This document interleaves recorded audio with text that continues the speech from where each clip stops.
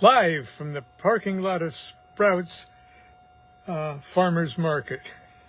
It's not really a farmer's market. It's not really. It's a grocery store chain, but they can call it what they want. We're not stupid. It's good enough for us to shop here, for sure. We do part of our shopping. Yes. We do most of our shopping in other places, actually, but anyway, it's on Wednesday today because they have a seasonal sale in their You're on. shampoo and in their shampoo and vitamin department and stuff like that. So they have it once a season. So on a Wednesday it starts. So it's best to come there when there's anything left. So Yeah. So we did that. It's a different day to shop. And everything was late today also because We're only 25 and a half hours late. I thought you were going to say that. I feel like it. Everything I've done today, we didn't even get out of the house until I had hung the laundry on the line. Yes, I did that. Yes, you did. I said, don't worry about it. You're a chicken homemaker. You're a chicken nun. I do. I find when I get dressed, I find to go out. I find I dress kind of like a nun without the habit. So it's all right. You do look like I think it suits me. a very attractive nun. You don't dress like the naughty vicar, though. No, I'm incognito. I'm in We're all disguise. incognito, dear. Everybody out there is incognito too. So, well, here we are on Wednesday for Parking Lot Tuesday. Meaning, I was just thinking, what is incognito? Words have meaning. It means nobody can tell who you really are. The trouble is, we can't tell. We don't know who we really are either. Oh, excuse me. That would be a good magical motto. I'm sure somebody has taken it before. I am Frater Incognito. I don't think I'd like that because the first thing I'd think of was, well, I don't know who I am. And I already have enough problems with that. Yes, and that's what I'm going to talk about today. Oh, good. Yes. Well, then. Oh. So, what else before I start? I have slightly prepared today. Well, we had a wonderful class on Monday. I thought it was. We talked about that yesterday. Not so much. We talked about. I talked about the hexagram a bit. I pulled out my paper dolls. As we say in the OTO, I pulled out my paper dolls. Oh, that sounds like something Jeffrey Epstein would say. Oh, that's okay. Okay. But anyway, so we're going shopping Oh. on a Wednesday today. Well, anyway, on Saturday was No King's Day. And I think a lot of people, maybe a lot of you, Hopefully. took part or did something. We can't really, in our dotage, Lon's not able to go to protests live anymore because he can't stand up for longer than 5 minutes at a time. It would be hard for him to walk around with everybody. And I limp, but on Saturday I take a bicycle ride, so limping is okay when you're on a bicycle. You could hardly tell you're limping. Yeah, I can hardly tell I'm limping. Yeah. So I just wrote something about Saturday, and then because my brain works, you know how it works. Poor Lon. Lon knows how it works too. I ended up going somewhere completely different than where I started, but 24 hours a day, I monitor 2 streams of consciousness.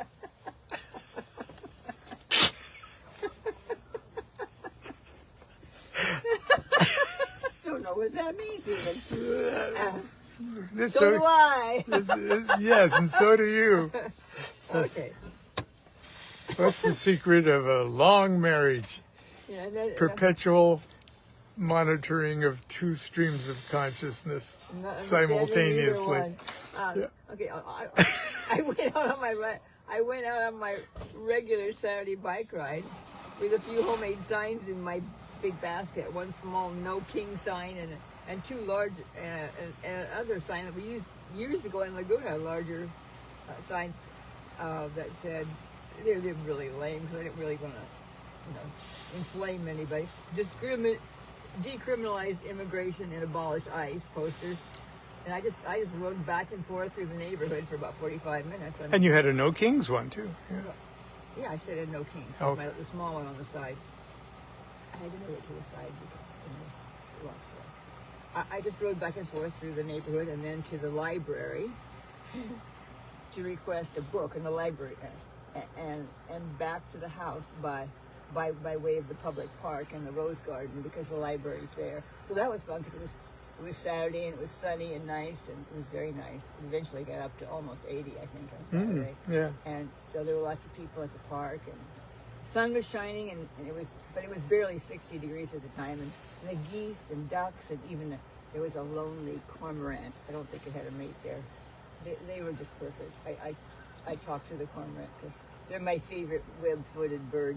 Of course, unless there's a duck sitting on my lap or something, and then I have a hard time with doing favorites. I don't really do that, but I like cormorants anyway. I rescued one at the beach once. I don't know if it lived, but it pooped all over me, and I held it for a couple hours. Anyway. Dropping from the host of heaven. Yes. And there were children running around and chasing soccer balls, and drummers were beating out a unified heartbeat for the whole park. It was really kind of... And it was after my regular bike ride, and this was making it extra. So I rode my bike for a long time.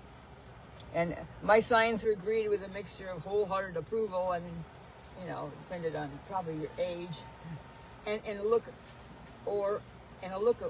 of complete oblivion. I mean, I still think others saw me and looked away as if to say, "Don't make me think of this on this beautiful Saturday," which I totally, could understand. I was going on my bike ride anyway, and I thought it was the least I could do, and that's really what it was, because I wanted to go do something else, and the fellowship at a nice, peaceful, joyful, one of those, I hate to say protest, but a get-together, A demonstration. a demonstration is especially when you hear the young people talking, you get hope for the material future.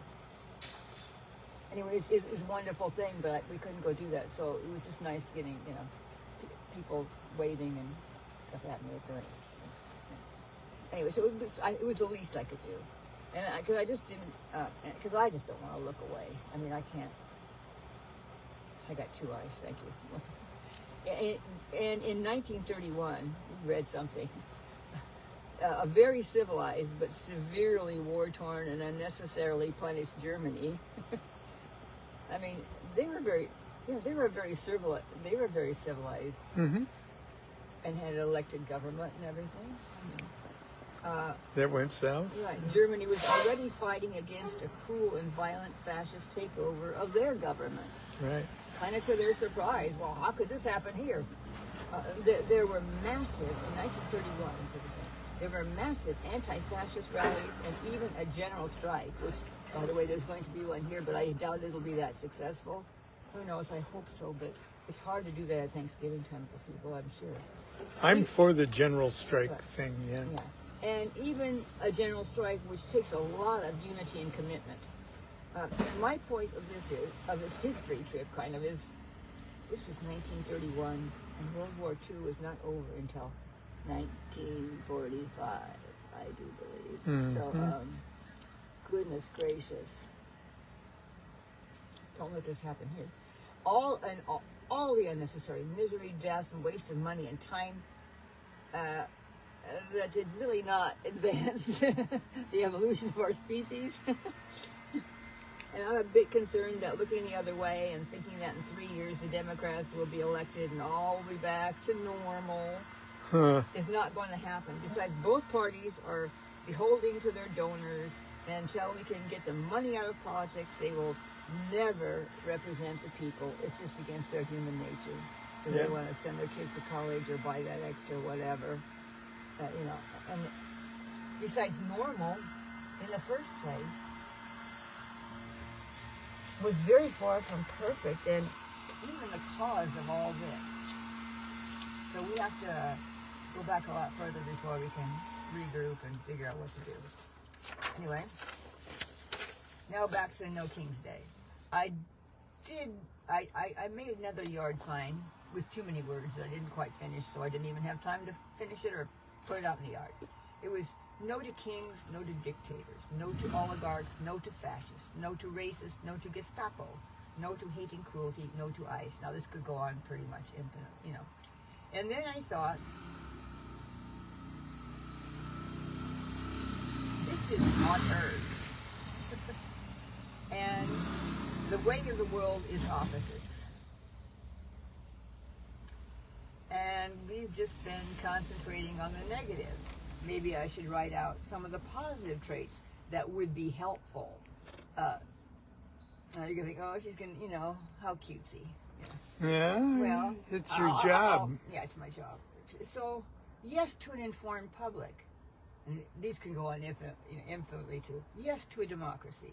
Yes to a constitution, although our constitution is flawed by the time it was written in. It was written with so much compromise with our grossest business interests, slavery, etc., etc. But still, you know, yes to the Bill of Rights. Yes to the UN's human rights. Yes to animal rights. Yes to justice for all, where everybody wins, not compromise. Yes to love thy neighbor as thyself. And the trouble is most people don't love themselves because they're feeling so crappy guilty about something that they don't even So know. start there. So they're attacking somebody else. Yeah. And yes to certainty and peace on earth. Well then, most people think that these are opposites, good, that these opposites, good and evil, light and darkness, are contending and ever warring forces. And it does look like that on earth, you know? I mean, but maybe if there was a slight change in our perspective, we got a true perspective of things, we could see that the opposites are attracted to each other and that they are really. Yeah, I need to flip my page speed. Yeah, but I got to hear you too. That they are really in a magnetic love embrace, locked together forever. One can never really completely take over the other.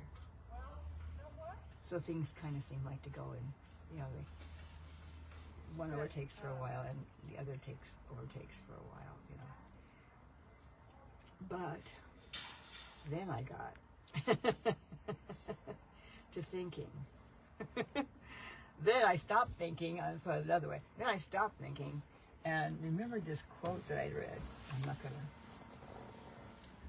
And we were talking about, Lon was talking about his class. We did a class on the hexagram, the descending triangle of grace and the ascending triangle Of prayer. of prayer. And I thought, because I really thought of changing a magical motto that had something to do with perfect Pentecost. It's my favorite Christian holiday is Pentecost, and the picture of the descending. It makes the picture of in Catholic missals of Pentecost is the descending triangle of grace is a white dove, the descending dove of the Holy Spirit coming down to be the translator, and the ascending flame of prayer is the fire on the apostles and Mary and all of our heads. So when they get together, they make the perfect Pentecost, and we can translate everything that we do into something better, into the truth. If we have a true perspective on things instead of constantly being attached to one opposite or the other. Amen. Okay, Amen, sister. okay, and then I'm gonna read my. Okay. Now it's this. I don't know. I'm reading from the Course in Miracles, and it's, you know, who knows. They use a couple words that sound very Christian-y, but salvation is the first one, and you know we go, oh God. But their kind of meaning of salvation is like a true perception. that's no longer that does not last when it's no longer needed. Yeah, it's not. You go past, you know, when you're down here. Yes, yes. When if your foot is cut off, you are in pain and you're going to feel it down here. But true perception is going to be, yes, my foot is cut off. I don't want this to happen. How can I stop it? But also, it's just my body. I'm not a body, and true perception it's really, in a way, not happening. You know, it's not the truth. The truth is we're always whole and we're not bodies. Anyway, so that word's in here, and then there's the God created kind of thing, and I don't really know how to. Well, they That's just, I don't know. They're talking. I don't know.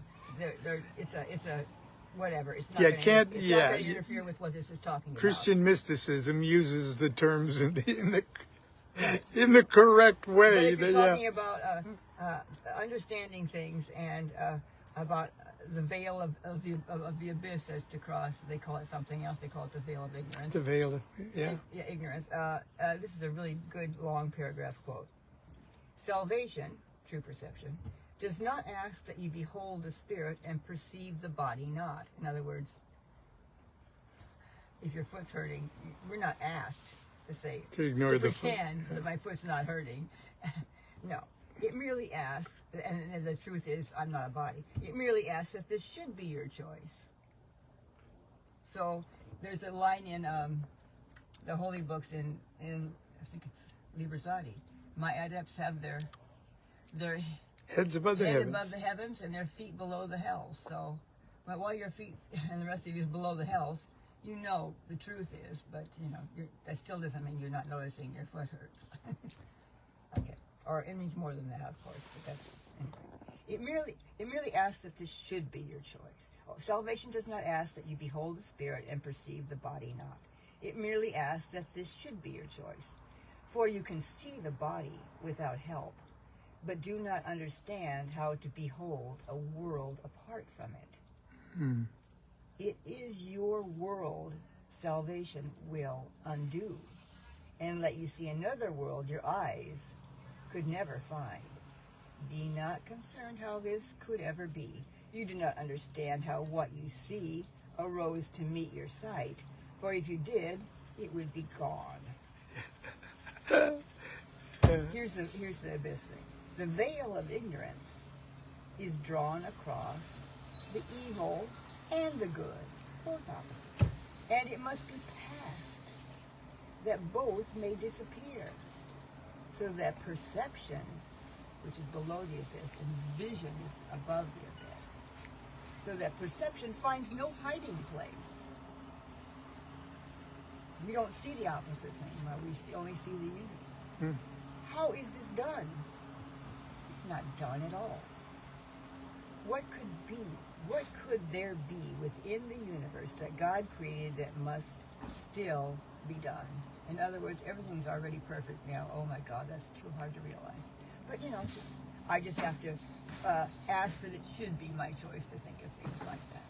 And there's also other quotes that kind of are relevant to that. I mean, there's what is that, the Tao Te Ching? Something like, do nothing and nothing remains undone. Undone, right. And it also kind of, to me, means maybe the descending Tongue. triangle, Okay. of grace is the part that's already done. You know, it comes down from the abyss to tell us how we should really perceive things. Anyway. Well, and then I wanted to think about, okay, what we got there. So yogis say that everything is bliss, and that's kind of that perspective, if you ask me. They're not, Book of the Law says existence is pure joy. Is pure joy. So that's kind of does not disagree with that. And the Buddhist thing about sorrow is that I don't understand. That's just one half of the opposite too. So. And there's also a time when sorrow and bliss are united, right? Sorrow and joy. So it's anyway. Unite your opposites. Oh, this week. That should be an easy thing for all of us. Yeah. So we'll all meet across the abyss next week. And it's not only just the opposites, it's every idea against it. Well, some of us think that way by accident. Yes, 24 hours a day. I'm a bit of a... I hope my camera hasn't Gone out? gone out. It just went really... Anyway, it'll be... Oh, and as if I was... Last week I was talking about time. I totally was a failure at it this week. All it made me do was be 2 hours late with everything I'm doing, right? So, I mean, I'm still working on it. I'll be working on it forever until until it's irrelevant. So, I didn't do a good job with doing time. Well, you did. We got through the week okay. No, it wasn't. I got some strange things done, but it was still, everything was done 2 hours later. So, that's Oh, it. all That's all I right. have to do. Lon's got a real show for you now. Yeah, right. A real short one. And I'm going to go in the store and... Okay, it's when... Ooh, you got some bread. She got bread. This Wednesday we got it. I was talking this week like, oh, we should eat less bread and less mucusy things because we're coughing and it's getting colder. And, oh yeah, well, on Wednesday our favorite bread was at the store, so that was off. It's a whole wheat seeded sourdough bread, and it's so coveted. When it comes in, it flies off the shelves, and you usually don't get it. So we just pour olive oil and a little olive salt. oil and just Yeah, it's eat it until the mucus comes out of our ears. Oh God! Mucus is not coming out of our ears. But anyway. Anyway, okay. Thank you. Thank you, Sister Constance. Next week I will just babble without any preparation. Oh, well, you prepared for this? What? That was preparation? Well, no, I mean forethought. Well, I didn't even think. I was just writing. I get the pencil in my hand and the German eraser on the bed, and it's all over. Well said. Well said.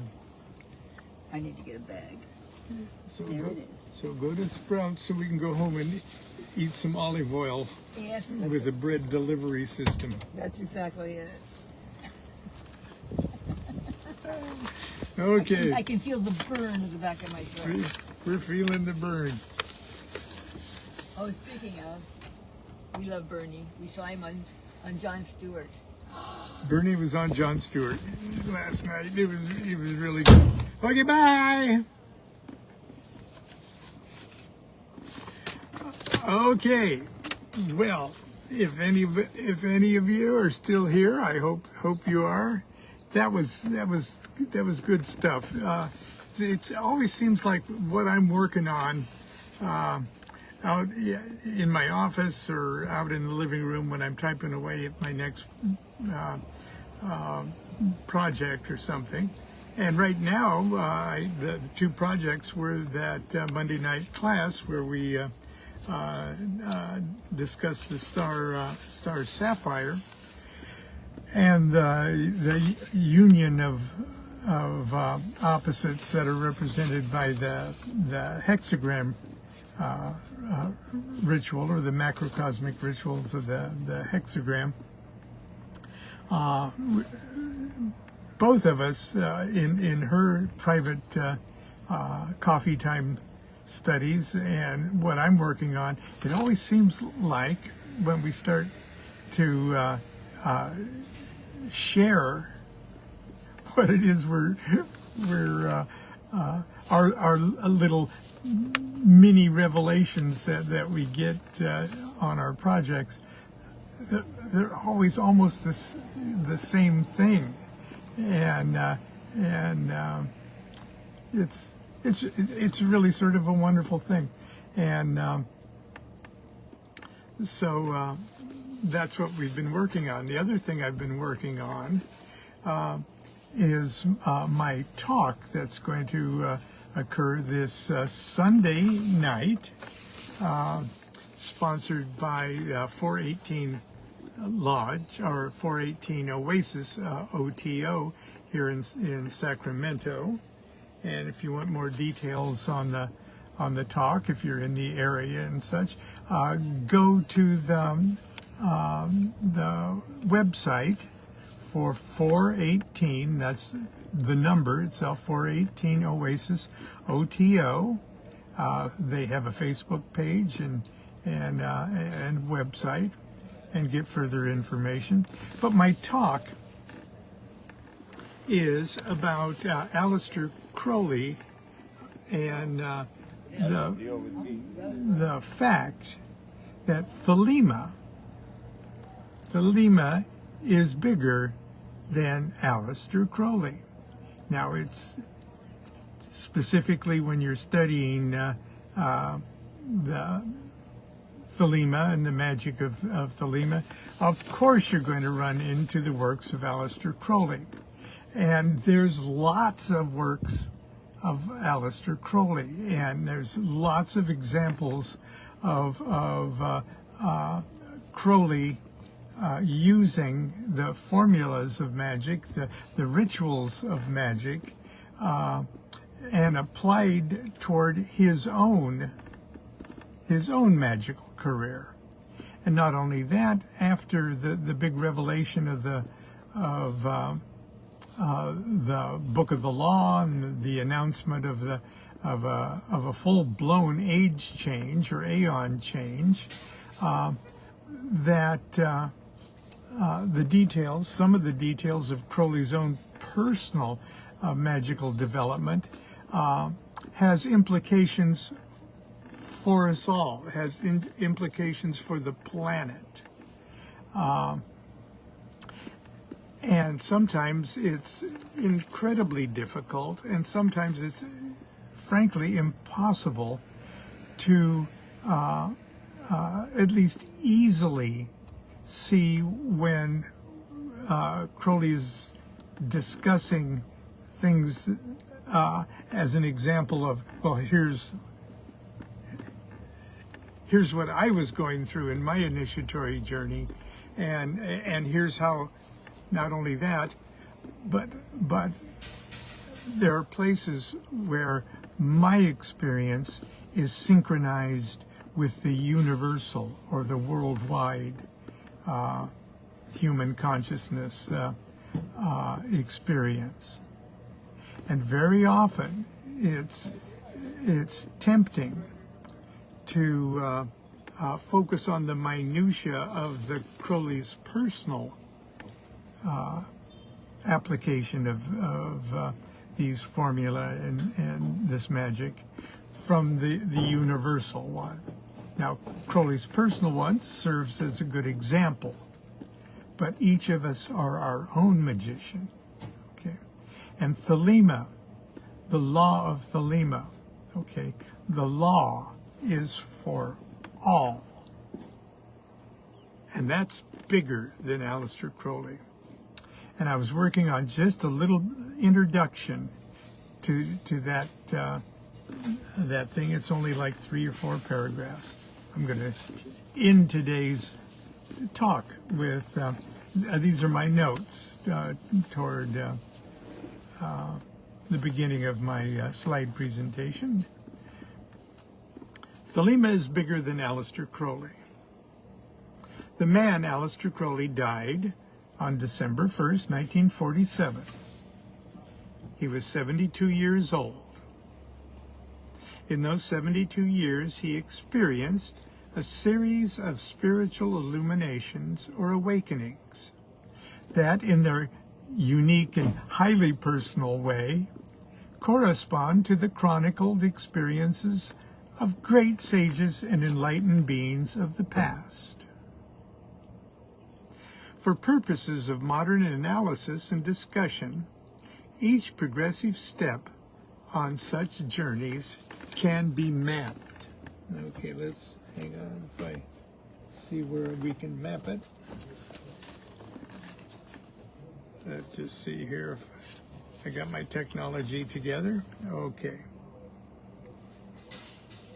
For purposes of modern analysis and discussion, each progressive step on such journeys can be mapped, organized, and projected as 10 levels.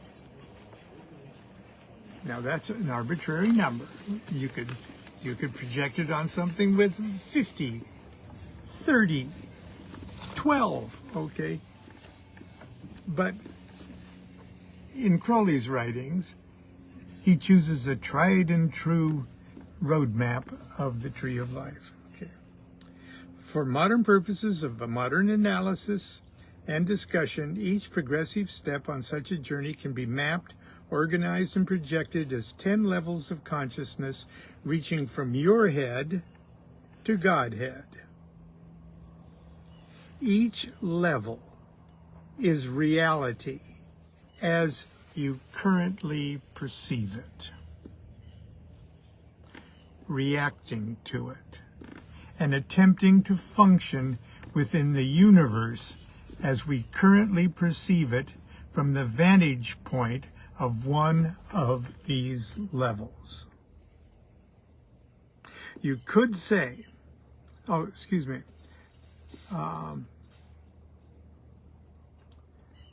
see, just as on the mundane plane, the you of today is different than the childhood you of 20 years ago, or the you of 20 years ago. You could say we are many different persons living in our own special universes at each of these levels. Each degree has its own set of laws and truths, formulas that govern that particular vibratory frequency of consciousness. These laws and truths aren't necessarily valid or workable in the levels beneath or above one's current degree. Crowley's mottos characterize his identity at various initiatory levels.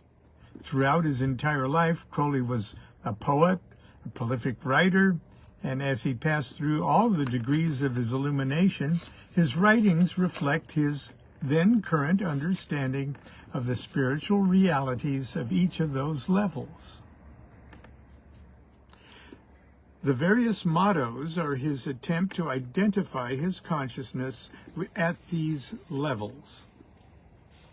Perdurabo, Parsifal, OM, OSV, Olsanufal Rasaji, VVVVV, Tomegatherion, the Beast 666, maybe even the Imp Crowley.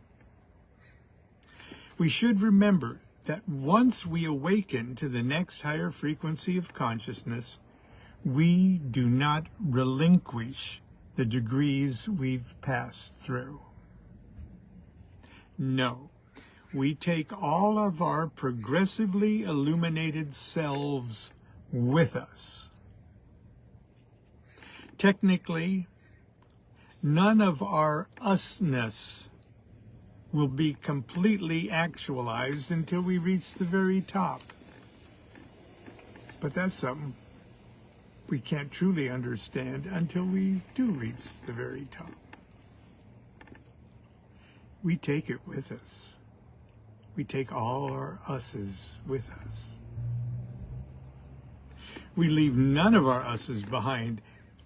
This is illustrated most frustratingly in the Book of the Law itself and several other channeled holy books of Thelema, where the dictating God addresses at one moment the priest or the prophet, and another the scribe or the beast or magister mind in another holy book. Often, several of Crowley's different degree identities talk to each other, or even argue amongst themselves. Thelema is bigger than Aleister Crowley. Any of them. It's a big mistake to try to organize a good old-fashioned cult around the lives and personalities of Aleister Crowley, because there are so many fucking Crowleys. I have to laugh when critics call Thelemites followers of Aleister Crowley. Follower of which Crowley? Crowley the prophet? Crowley the master of the temple? Crowley the magus? Crowley the logos of the aeon? The imp Crowley? Crowley the pornographer? Crowley the poet? Crowley the ritualist? Okay, those are just the little notes. As always, I'm writing right up until the deadline. I've got until Sunday to pull together a complete presentation on Aleister Crowley, or Thelema is bigger than Aleister Crowley. And afterwards, I think we're going to have, over there at 418, we're going to have like a Halloween party too. Anyway, that's it for our late Wednesday parking lot presentation. And hope to see you tomorrow. And until then, continue to be good to yourself and be good to each other. Do what thou wilt, shall be the whole of the law. Love is the law. Love under will.